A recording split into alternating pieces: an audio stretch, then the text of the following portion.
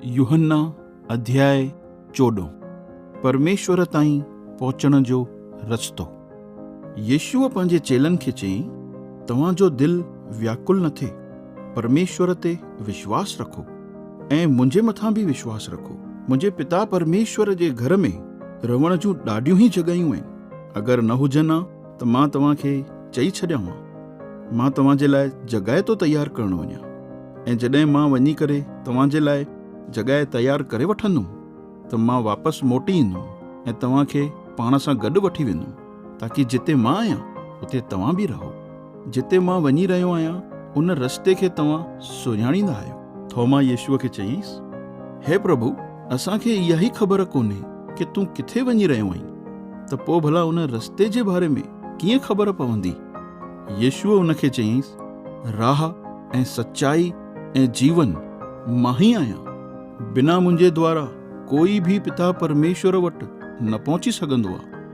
अगरि तव्हां मूंखे सुञाणे वरितो आहे त मुंहिंजे पिता परमेश्वर खे बि सुञाणे वठंदव, ऐं हाणे खां तव्हां हुन खे सुञाणींदा आहियो ऐं हुन खे ॾिठो बि अथव। फिलिपुस यीशुअ खे चयईंसि, हे प्रभु, असांखे पिता परमेश्वर जो दर्शन ई कराए छॾ, त इहो ई असांजे लाइ ॾाढो आहे। इन ते यीशुअ हुन खे चयईं, हे फिलिपुस, मां एतिरे वक़्त खां तव्हां सां गॾु आहियां ऐं अञा बि तूं मूंखे नथो सुञाणी? जंहिं मूंखे ॾिठो आहे उन पिता परमेश्वर खे ॾिसी वरितो आहे, त पोइ तूं ईअं कीअं चई सघंदो आहीं कि असांखे पिता परमेश्वर जो दर्शन कराए? छा तव्हांखे इहो विश्वास कोन्हे कि मां पिता परमेश्वर में आहियां ऐं पिता परमेश्वर मूं में? इहे ॻाल्हियूं जेके मां तव्हांखे चवां थो, उहे पंहिंजी तरफ़ खां नथो चवां, पर पिता परमेश्वर ई आहे जेको मूं में रही करे उहो सभु कुझु करे रहियो आहे, जेकी हुन जी मर्ज़ी आहे। मुंहिंजी इन ॻाल्हि ते विश्वास कयो कि मां पिता परमेश्वर में आहियां ऐं पिता परमेश्वर मूं में आहे। ऐं अगरि नथा कयो त घटि में घटि उन कमनि जे करे ई विश्वास कयो जेके मां करे रहियो आहियां।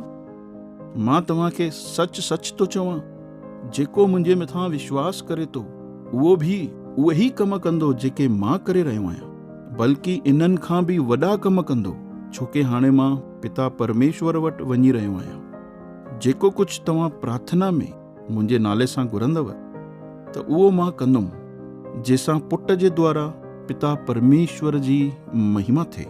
अगरि तव्हां मुंहिंजे नाले सां मूंखां कुझु घुरंदव त मां उन खे कंदुमि। पवित्र आत्मा खे मोकिलण जो वाइदो। अगरि तव्हां मूंसां प्यार कंदा आहियो त जेके आज्ञाऊं मां तव्हांखे ॾिनियूं आहिनि उन जो पालन कंदव। मां पिता परमेश्वर खां विनती कंदुमि ऐं उहो तव्हांखे हिकु ॿियो मददगार ॾींदो, जेको हमेशह तव्हां सां गॾु रहंदो।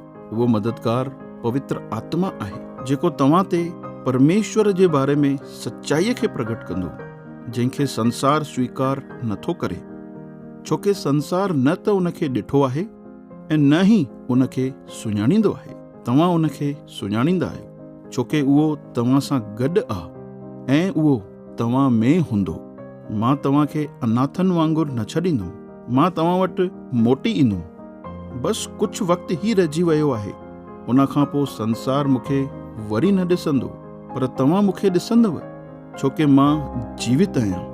इन करे तव्हां बि जीवित रहंदव। उन ॾींहुं तव्हां ॼाणे वठंदव कि मां पंहिंजे पिता परमेश्वर में आहियां ऐं तव्हां मूं में ऐं मां तव्हां में आहियां। जेको बि मुंहिंजी आज्ञाउनि जो पालन कंदो आहे उहो ई मूंसां प्यार कंदो आहे, ऐं जेको मूंसां प्यार कंदो आहे उन खां मुंहिंजो पिता परमेश्वर बि प्यार कंदो, ऐं मां बि संदसि सां प्यार कंदुमि ऐं पंहिंजे पाण खे उन जे मथां प्रगट कंदुमि। यहूदा इस्करियोतीअ जे अलावा हिकु ॿियो बि यहूदा हो।